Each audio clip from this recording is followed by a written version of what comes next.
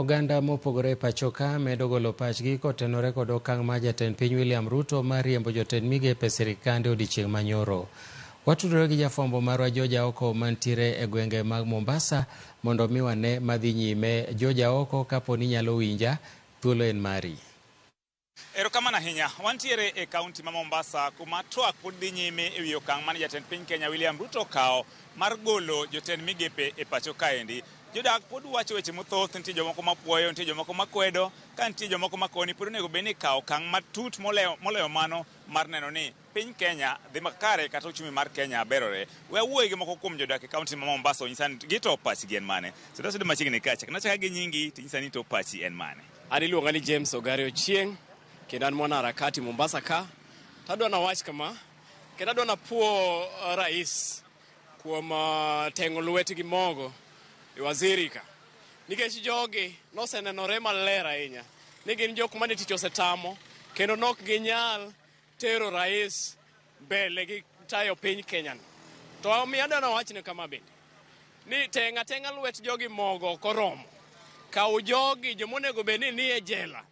Tergi e jela as early as nyoro. Nikech magi ok jok monego bed ni baadaye idogi duokogi kendo ni gidogi bete sirikal. Gimo wacho niya, vijana ma Mombasa ka, wan kaka vijana ma Mombasa ka wan wacho ni ka wadhi mbele jok ma ibro duok e baraza mar waziri mabro bedo e kombe mag migao mopogore opogore e pacho ka. Nyaka bed jogo mar qualified, jok ma competent, jok moromre gi kombe mimiyo gigo.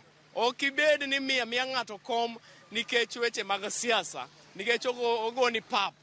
No, mano ok wanyal dhi mbele kamano. Omiyo adwa ni wach ne Rais William Ruto. Notimo gima ber ahinya kendo wapuoye, to mano pod ok oromo.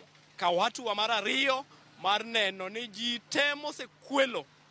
Wach fertilizer pod ok en wach ma wasewinjo kodhi kumoro. Wadwaro ni jok mano owuondo jo Kenya, mauso na jo Kenya fertilizer ma ok ni kare, mondo odhi e jela. Wayude pa jodak machielo, chaka gi nyingi tinyisa ni to itiparo nang'o kopo ni ogik ni koro jatend piny yiero jotend migepe onego ong'i ang'o gini. Mokwongo wagone president erokamano matin. Mokwongo ilonga ni Eric Otieno Nywera, an mkaji ma Mombasa ka.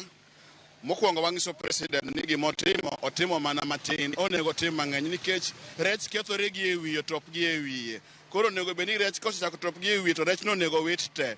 Nikech waneno ka president ogolo jomoko to wadwaro ni kata mana reform ka police bende reform, jomanyo neg manyo dhi maandamano ka be mondo mi haki margi, mondo otim gimoro amora makonyo Kenya nikech Kenya okethore. Nikech wadwaro ni Kenya obed Kenya mar ji duto te, ok wadwa ni Kenya bedo mar kabila ariyo. Kendo mokwongo wangiso president ni kako neno dhi adhiya kamano kik ool.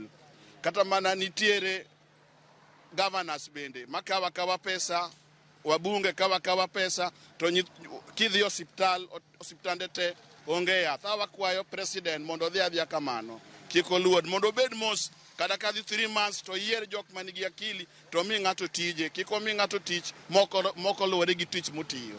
Ken daktari omi daktari tije, ken injinia omi injinia tije. Wagone president erokamano matin to podi wabire governors, wabire senators, wabire jok ma corrupte odhi dala. Antiere gi jadak machielo e kaunti ma Mombasa kae, ndi wawinja ne pache ni to eto wacho no chakre ka gi nyingi tinyisa ni okang' manyoro ni dhi chiero Kenya.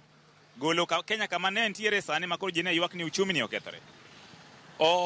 En adieri makende ni uchumi ma Kenya ne rach, to president cabinet konyo president dhiro piny.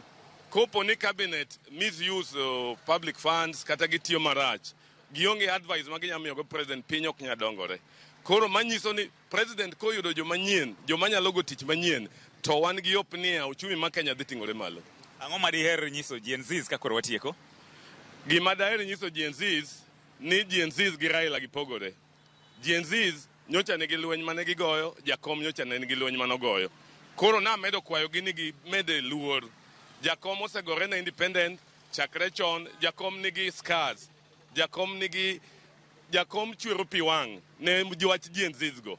Omiyo gitere mos, to ka gin gi nia maber, giriwre mana gi Jakom mondo walos Kenya obed maber. Kamana nya mana kaka iwinjo janeno mar Ramogi TV mago mana pach moko kuom jodak manie kaunti ni ma Mombasa ka bende golo pachgi kotenore gi okang' mane jatend piny Kenya William Ruto kawo nyoro mar wuoyo oko jotend migepe ma pacho ka. George Aoko, Ramogi TV, Mombasa.